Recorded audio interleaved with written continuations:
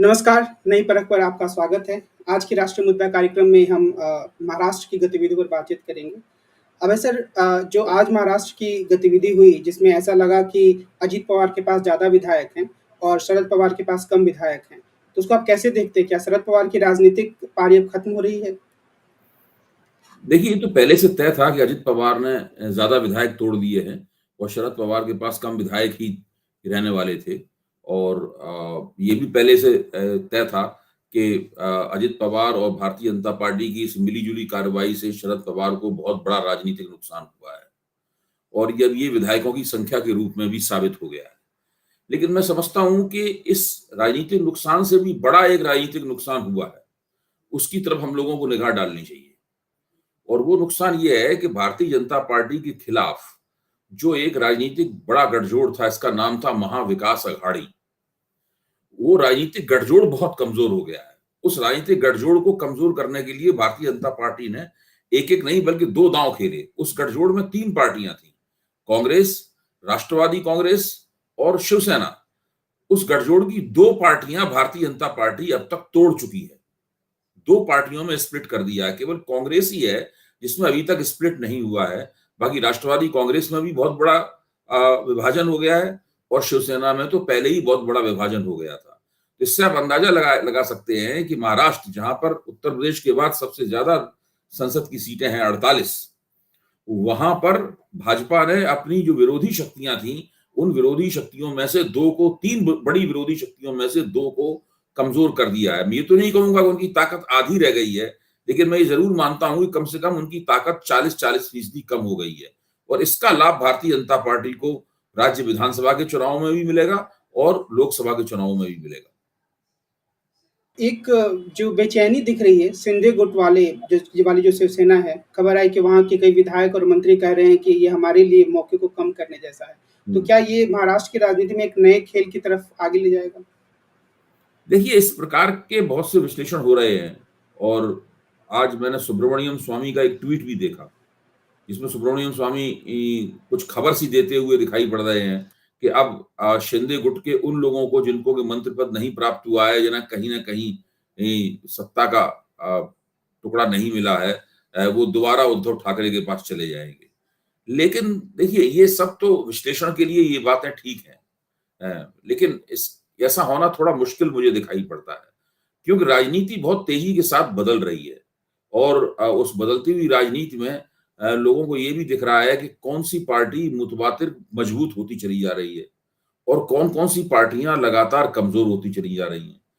अब सबसे बड़ा जो शक्ति परीक्षण होगा, वो स्थानीय निकाय के चुनाव में होगा। भाजपा ने चतुराई दिखाते हुए स्थानीय निकाय के चुनावों को टाल रखा था और महाराष्ट्र में स्थानीय निकाय के चुनाव काफी महत्वपूर्ण होते हैं और अन्य राज्यों में भी होते हैं, लेकिन महाराष्ट्र में विशेष रूप से महत्वपूर्ण होते हैं, क्योंकि देश की सबसे अमीर नगर महापालिका जो है, बम्बई महानगर पालिका, वो महाराष्ट्र में है। उसके बाद पुणे की है और ठाणे की है। ये सब बड़ी बड़ी महानगर पालिकाएं हैं। इनमें इनके ऊपर कब्जे के लिए बहुत बड़े बड़े संघर्ष, बड़े बड़े राजनीतिक संघर्ष होते रहे हैं और उन राजनीतिक संघर्षों की बड़ी प्रतिष्ठा भी है।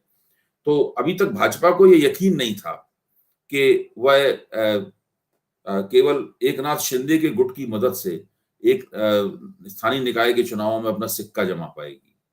लेकिन अब मुझे लगता है कि भाजपा ज्यादा विश्वस्त होकर स्थानीय निकाय के चुनाव में उतरेगी और कोशिश करेगी कि शिंदे गुट और अजित पवार गुट की मदद से इन स्थानीय निकायों को जीते।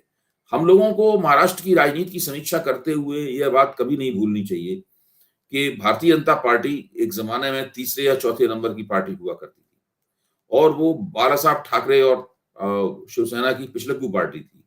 लेकिन धीरे धीरे परिस्थितियों का फायदा उठाकर और खुद अपने प्रयासों के जरिए वो इस वक्त महाराष्ट्र की नंबर 1 पार्टी है।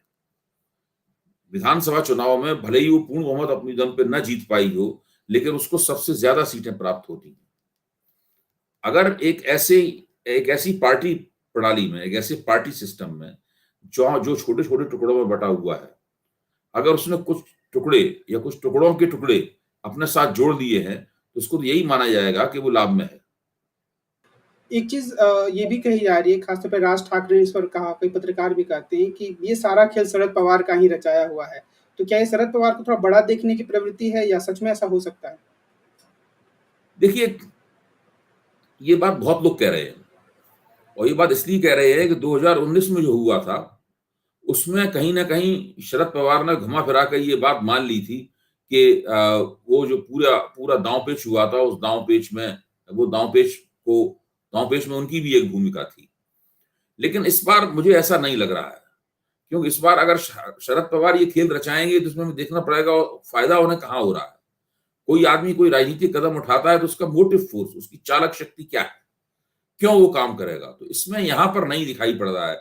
शरद पवार काफ़ी अरसे से ये कोशिश कर रहे थे कि भारतीय जनता पार्टी को अजित पवार के ज़रिए राष्ट्रवादी कांग्रेस को तोड़ने का मौका ना मिले। इसके लिए वो पेशबंदियाँ कर रहे थे। इसके लिए ही उन्होंने अपनी बेटी को उसका अध्यक्ष बनाया था और प्रफुल्ल पटेल को उसका कार्यकारी अध्यक्ष बनाया था। तो ये सारा काम वो कर रहे थे। तो उनकी ये सारी योजना धरी की धरी रह गई और भारतीय जनता पार्टी ने जैसा कि चुनाव आयोग को जो पत्र मिला है अजित पवार का, उससे ज़ाहिर है कि ये योजना बाकायदा पीछे वो अजित पवार के साथ मिलकर बना रही थी।